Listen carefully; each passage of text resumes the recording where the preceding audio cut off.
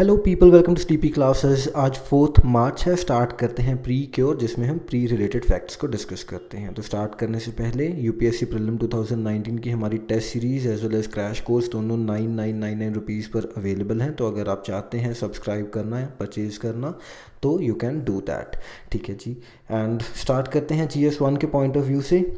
ताए अहम्स के बारे में पढ़ते हैं। तो आज न्यूज़पेपर में इस कम्युनिटी के बारे में जिक्र हुआ था। तो ये एक एथनिक ग्रुप है जो यूजुअली कंसंट्रेटेड है असम, अरुणाचल एंड काचन स्टेट में, जो कि लोकेटेड है म्यांमार में। अगर हम इसकी एंसेस्ट्री इन लोगों की ट्रेस करने की ट्राई करें तो it goes back to the Tai people जो ब्रह्मपुत्र वैली में आए थे इन 1228 CE। एंड एक जो अहम किंगडम था उसको इस्टेब्लिश करने में काफ़ी ज़्यादा रोल रहा था सुकाफा का, जो कि लीडर थे ताई ग्रुप के। एंड ये डायनेस्टी ने 600 ईयर्स तक अपना जो इन्फ्लुएंस है वो बनाए रखा इन द ब्रह्मपुत्र वैली, जब टिल 1826 जब ब्रिटिश ने इनसे कंट्रोल ले लिया असम का। एंड इन डायनेस्टी के कॉन्टेक्स्ट में the battle of Sarai Ghat is important. 1671 में ये बैटल हुई थी between the Mughal empire and the Ahoms, जिसमें अहम्स ने डिफीट कर दिया था मुगल एम्पायर को। तो दोस्तों आपको कमेंट्स में बताना है कि कौन से मुगल एम्परर थे इस बैटल के दौरान हमारे हिंदुस्तान की गद्दी पर। ठीक है जी, आगे बढ़ते हैं। GS3 के पॉइंट ऑफ व्यू से बात करते हैं हम नेशनल हेल्थ पॉलिसी 2017 के बारे में। तो जो इसका मेन ऑब्जेक्टिव है हमारी गवर्नमेंट का इस पॉलिसी को लाने के पॉइंट ऑफ व्यू से, तो एक्सपैंड करना है हमें preventive, promotive, curative, palliative and rehabilitative services in the health sector and accordingly उसकी क्वालिटी के ऊपर भी फोकस करना है। ठीक है जी। तो इसमें various goals and objectives given हैं हमारी हेल्थ पॉलिसी में, जैसे health status and programme impact के पॉइंट ऑफ व्यू से देखें अगर हम, तो इंक्रीज़ करनी है life expectancy at birth from 67.5 years to 70 years by 2025। तो ऐसे ये जो छोटे छोटे टारगेट्स हैं इनको ध्यान में रखिएगा। कई बार डायरेक्ट क्वेश्चन आता है and we get confused with the exact number, तो आपको थोड़ा तो पता होना ज़रूरी है। एंड जब गवर्नमेंट अपने ऐसे डॉक्यूमेंट्स में, पॉलिसी डॉक्यूमेंट्स में लिख रही है इन चीज़ों को, तो they become all the way more important. ठीक है जी। एंड जो डिसेबिलिटी एडजस्टेड लाइफ ईयर्स हैं, जो हम ह्यूमन डेवलपमेंट इंडेक्स में भी पढ़ते हैं, जो UNDP की रिपोर्ट है एक, तो उसके कॉन्टेक्स्ट में ये भी हमें रिड्यूस करनी है डिसेबिलिटी एडजस्टेड लाइफ ईयर्स, यानी वो आपकी ज़िंदगी के कितने साल जो बीमारी के कारण आप काम नहीं कर पाए या आप एक्टिवली पार्टिसिपेट नहीं कर पाए किसी भी काम में, तो उसकी वजह से आपके ख़राब हो गए, तो उनको भी अब अकाउंट में लेगी हमारी गवर्नमेंट इस पॉलिसी के अंडर। एंड जो टोटल फर्टिलिटी रेट है उसको 2.1 तक रिड्यूस करना है बाय 2025। ये हमें नेशनल एज वेल एज सब नेशनल लेवल पर करना है। सब नेशनल लेवल का मतलब है कि कई स्टेट्स ऐसी हैं जिनमें ये लेवल्स जो हैं वो काफ़ी ज़्यादा हाई हैं, TFR के जो फिगर्स हैं वो हाई हैं, जैसे हमारे बिहार, UP, ये वाली स्टेट्स जो बीमारू स्टेट्स बोलते हैं जिनको। एंड अगर हम उधर साउथ की साइड देखें तो these levels are comparatively lesser than 2.1। तो अब सब नेशनल लेवल पर भी इस चीज़ को अचीव करना है। ठीक है जी। इसके बाद मोर्टेलिटी बाय एज एंड और बाय कॉज, तो इसके हेडिंग के अंडर हमें रिड्यूस करनी है under 5 mortality to 23 by 2025 and maternal mortality rate from current levels to 100 by 2020। तो दोस्तों टारगेट्स का भी ध्यान रखना है कि कौन से ईयर तक हम ये चीज़ अचीव करना चाहते हैं एंड किस नंबर तक हम जानना चाहते हैं, किस लेवल तक हम रिड्यूस करना चाहते हैं इन फिगर्स को, उसका भी थोड़ा आपको ध्यान रखना है। तो 2-3 बार अगर पढ़ेंगे तो accordingly you will be able to correlate with them. ठीक है जी। इसके बाद इन्फेंट मोर्टेलिटी रेट को रिड्यूस करना है टू 28 बाय 2019 एंड जो नियोनेटल मोर्टेलिटी रेट है उसको 16 तक करना है एंड जो स्टिल बर्थ रेट है उसको सिंगल डिजिट में लेकर आना है बाय 2025। ठीक है जी। तो ये तो रही बच्चों से रिलेटेड बातें, इन्फेंट्स एंड चिल्ड्रन से रिलेटेड बातें, and this is in the context of mothers. इसके बाद जो प्रेवलेंस या इंसिडेंस ऑफ डिजीज़ है, इसके कॉन्टेक्स्ट में हमें अचीव करना है target of 2020 which is termed as the target of 90:90:90 for HIV AIDS. तो ऐसे भी कई बार क्वेश्चन आते हैं कि ये जो टारगेट रखा है ये कौन सी डिजीज़ या किस कॉन्टेक्स्ट में है ये, तो ऐसे डायरेक्ट क्वेश्चन आ जाते हैं कई बार। ठीक है। जिसके बाद achieve and maintain elimination status of leprosy by 2018, kala azar by 2017 and lymphatic filariasis in endemic pockets by 2017। तो इस पॉइंट में थोड़ा जो झोल है कि गवर्नमेंट ने इनमें से कई टारगेट्स को रिवाइज किया है, तो वो आपको ध्यान रखना है। And if you can do the favour कि आप कमेंट्स में लिख देंगे कि इनमें से कौन सी डिजीज़ का टारगेट अब प्रेजेंटली गवर्नमेंट में क्या रखा है, तो बहुत से लोगों की हेल्प भी हो जाएगी। तो please do that in the comment section. And अगर आप कमेंट्स में पार्टिसिपेट करते हैं तो हमें भी थोड़ा हौसला मिलता है कि you people are watching and appreciating the thing, तो इसलिए कलेक्टिव एफर्ट भी है एंड हमारे लिए थोड़ा मोरल बूस्टर भी है। तो please do write in the comments. And to reduce incidents of new cases of TB and eliminated by 2025। तो अब टीबी एलिमिनेशन का हमें इस पॉलिसी के अंदर पता चल रहा है कि गवर्नमेंट का टारगेट है कि 2025 तक हम टीबी को एलिमिनेट करने की ट्राई करेंगे। ठीक है जी। आगे है जो प्रेवलेंस ऑफ ब्लाइंडनेस हमें रिड्यूस करनी है 2.25 by 1000 by 2025 and reduce premature mortality from cardiovascular diseases, cancer, diabetes और chronic respiratory diseases by 25% by 2025। तो अगेन सिंपल टारगेट्स हैं वेरियस डिजीजेस के पॉइंट ऑफ व्यू से, तो वो आपको थोड़ा ध्यान में रखना है। ठीक है जी। एंड हेल्थ एक्सपेंडिचर की बात भी हुई थी इसमें, इनफैक्ट गवर्नमेंट ने काफ़ी ज़्यादा एक लिबरल एक्सपेंशन की थी इस पॉलिसी में ही on the health care spendings. तो 1.15% जो प्रेजेंट स्पेंडिंग थी उस टाइम की 2017 में, उससे इंक्रीज़ करके 2.5% तक इंक्रीज़ करने की बात की गई थी बाय 2025 कि हम हेल्थ के ऊपर इतना ज़्यादा अब एक्सपेंडिचर करना स्टार्ट कर देंगे। एंड जो पैरामेडिक्स हैं, डॉक्टर्स हैं, एज वेल एज जो कम्युनिटी हेल्थ वॉलंटियर्स हैं, उनको भी जो उनका नंबर है उसको भी इंक्रीज़ करना है as per the recommendations of Indian public health standard IPHS। And जो primary and secondary care facilities हैं उनको भी एज़ पर नॉर्म्स हमने इस्टेब्लिश करना है इन ईच डिस्ट्रिक्ट बाय 2025। ठीक है जी। तो यूजली जो हमारी हेल्थ केयर से रिलेटेड स्कीम्स आती हैं जैसे जन आरोग्य योजना है, जो आयुष्मान भारत है, तो इसमें आपको ध्यान रखना है कि क्या ये प्राइमरी या सेकेंडरी केयर सर्विसेज से डील कर रही हैं या फिर टर्शरी केयर सर्विसेज से डील कर रही हैं, या जो हमारे हेल्थ इंश्योरेंस हैं उसके पॉइंट ऑफ व्यू से भी आपको इन कुछ बेसिक चीज़ों का ध्यान रखना है। कई बार ऐसे क्वेश्चन आते हैं। ठीक है जी। तो इसके बाद है 7 प्रायोरिटी एरियाज़ भी गिवन है इस पॉलिसी में। जैसे एक सबसे पहले हमारे पास स्वच्छ भारत अभियान है, उसके बाद balanced healthy diet and regular exercises भी इन 7 प्रायोरिटी एरियाज़ का ही एक पार्ट है। Addressing tobacco, alcohol and substance abuse, यात्री सुरक्षा, preventing deaths due to rail and road traffic accidents. तो ये सब जैसे कुछ डिफरेंट सी चीज़ आ गई, तो इनके ऊपर खास ध्यान देना है कि अगर हम वैसे सोचेंगे ना, अगर हमें नहीं पता इस पॉलिसी के बारे में and we are trying to attempt a question, तो अगर ऐसी कोई चीज़ आती है तो वी हैव द टेंडेंसी कि we can ignore this thing. तो इसलिए ऐसी जो डिफरेंट सी चीज़ें हैं इनके ऊपर खास फोकस देना है। तो this is again a priority area in our policy. And इसके बाद है निर्भया नारी, that is action against gender violence. तो ये भी हेल्थ पॉलिसी का ही पार्ट है। एंड स्ट्रेस रिड्यूस करना एंड सेफ्टी इंप्रूव करनी at the work place, this is also part of the health policy, क्योंकि मेंटल हेल्थ भी कहीं ना कहीं एसोसिएटेड है इन चीज़ों से। And indoor and outdoor air pollution को भी कर्ब करने की बात हो रही है। तो ये कुछ चीज़ें थी हमारी हेल्थ पॉलिसी 2017 के बारे में। आगे चलते हैं, जेनरिक ड्रग्स के बारे में बात करते हैं। तो जेनरिक ड्रग को अगर मैं डिफ़ाइन करने की ट्राई करूँ तो ये एक मेडिकेशन है which has exactly the same active ingredient. तो जो हमारा थेरेप्यूटिक वैल्यू है, जो क्यूरेटिव वैल्यू का सब्सटेंस है, वो बिल्कुल सेम है जो हमारा ब्रांड नेम का ड्रग होगा उसके बिल्कुल बायो इक्विवेलेंट है, यानी बिल्कुल सेम काम करेगा। लेकिन फ़र्क कहाँ आता है कि जो इनएक्टिव इंग्रेडिएंट है वो सेम नहीं होता यूजुअली इन जेनरिक ड्रग्स में। एंड ऑल्दो इसकी जो डोजिंग है या सेफ्टी, स्ट्रेंथ, क्वालिटी या द वे इट वर्क्स या वे इट इज़ टेकन, ये सब सेम रहता है। जो हमारा ब्रांड ड्रग है उसके साथ उसके जैसा ही होता है, लेकिन जो इनएक्टिव इंग्रेडिएंट है which it is different from the brand drug.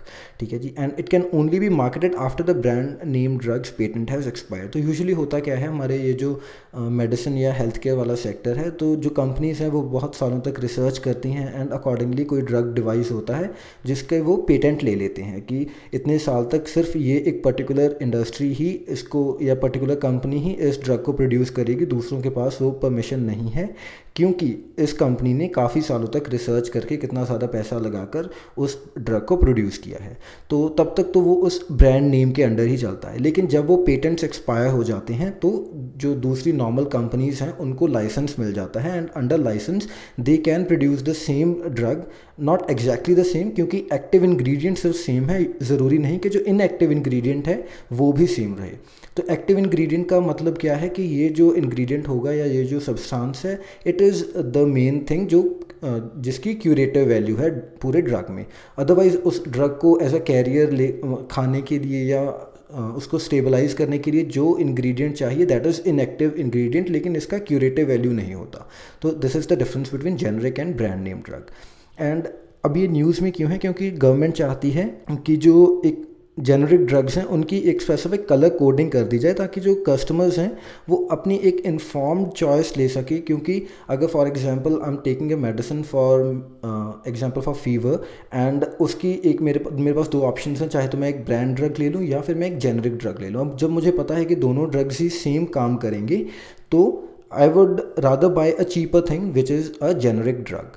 ठीक है जी। तो इसीलिए एक इन्फॉर्म चॉइस बिल्ड करने के लिए गवर्नमेंट चाहती है कि जो कस्टमर्स हैं वो अकॉर्डिंगली सिर्फ कलर कोडिंग से ही समझ जाएं कि कौन सा ड्रग चीपर रहेगा, ऑल्दो उसकी जो क्यूरेटिव वैल्यू है वो सेम है। And it is also considering, that is the government is also considering the use of symbols to make generic medicine easily identifiable. मतलब क्या कि जैसे हमारे वेज एंड नॉन वेज का एक सिंबल है, the green circle for the veg and the red circle for the non veg, तो उसी तरीके से अब जेनरिक एंड ब्रांड ड्रग्स के लिए भी अलग अलग ऐसे कुछ सिंबल बनाने की भी गवर्नमेंट बात कर रही है, ताकि जो आइडेंटिफिकेशन है वो ईजी रहे। एंड ये जेनरिक ड्रग्स का अगर हम थोड़ा हिस्ट्री देखें तो इंडिया में पहले क्या होता था कि जो प्रोडक्ट था उसका पेटेंट नहीं था, बट जो प्रोसेस है, पूरा प्रोसेस है बनाने का किसी प्रोडक्ट को, उसके ऊपर पेटेंट मिलता था इंडिया में प्रायर टू 2005। तो 2000 के बाद अब क्या जो प्रेजेंट सिचुएशन क्या है वो आप मुझे कमेंट्स में बताएंगे कि इंडिया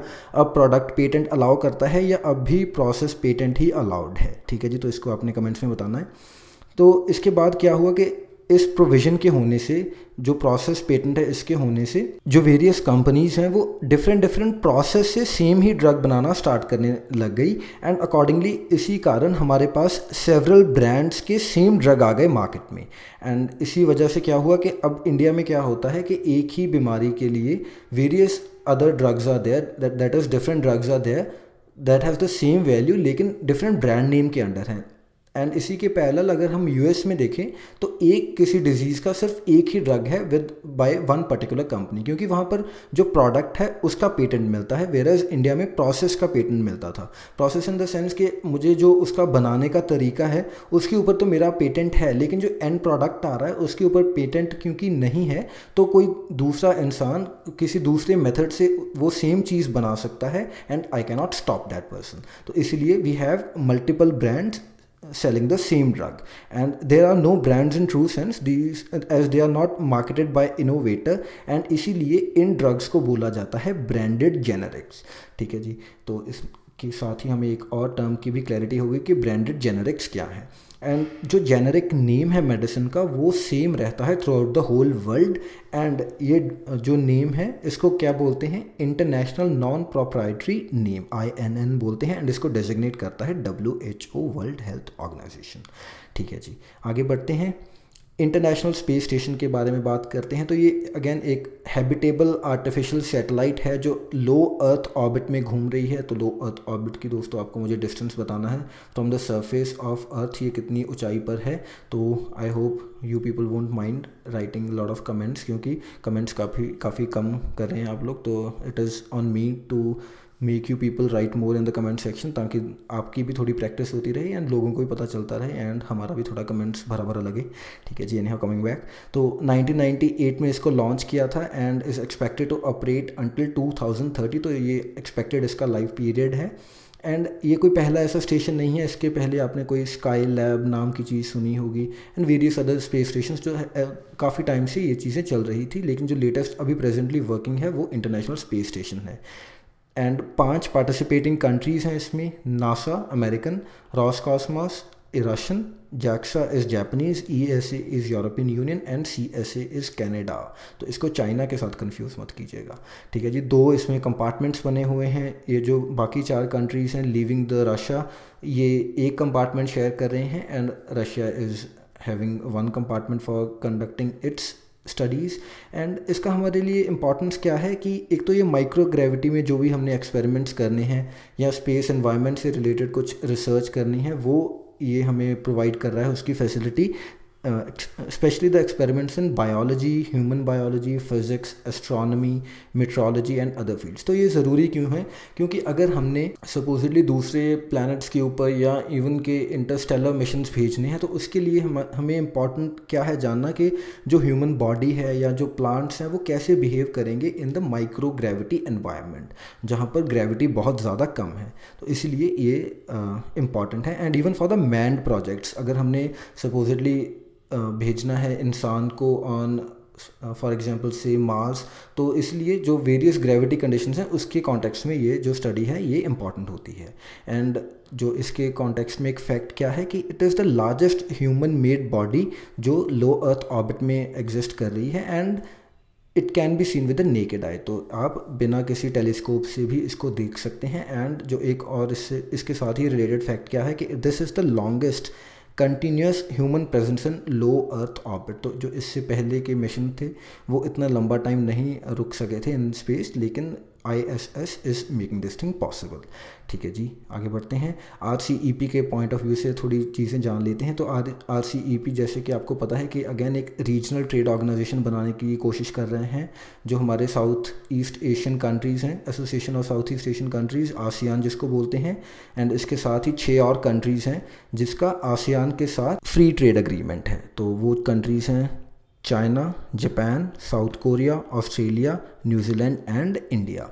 तो इसके थ्रू बेसिकली होना क्या था कि हमने जो वेरियस टैरिफ ड्यूटीज़ हैं वो रिमूव करनी थी, एंड जो इंटर कंट्री ट्रेड है उसको प्रमोट करना था बाय रिड्यूसिंग दोज ड्यूटीज़। तो compare to other countries where 90% of the imports can come duty free, India has offered lower concession to China.